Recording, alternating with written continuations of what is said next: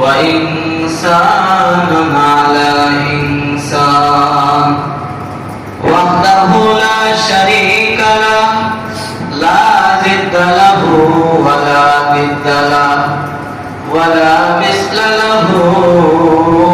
ولا مثيل له ونشهد أن لا إله إلا الله وحده لا شريك له ونشهد أن سيدنا وسندنا وحبيبنا وطبيبنا وأولانا ومولانا محمدا عبده ورسوله أما بعد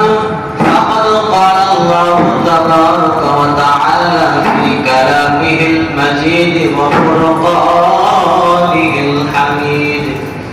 أعوذ بالله من الشيطان الرجيم خطوات الشيطان إنه لكم عدو مبين وقال الله تبارك وتعالى في آية أخرى وما أرسلناك إلا رحمة للعالمين وقال رسول الله صلى الله عليه وسلم لا يؤمن أحدكم حتى أكون أحب إليه من والده وولده والناس أجمعين أو كما قال عليه الصلاة والسلام وقال تعالى إن الله وملائكته يصلون على النبي يا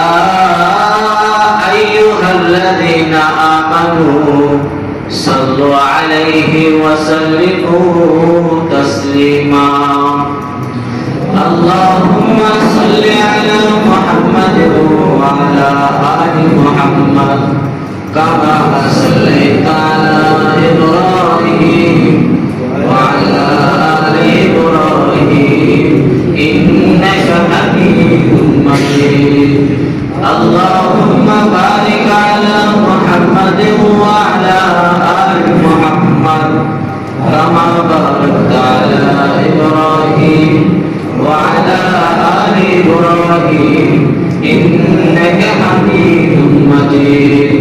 بلغ العلا بكماله كشف الدجى بجماله حسن الجميع خصاله صلى الله عليه وآله سبحانك لا علم لنا إلا ما علمتنا إنك أنت العليم الحكيم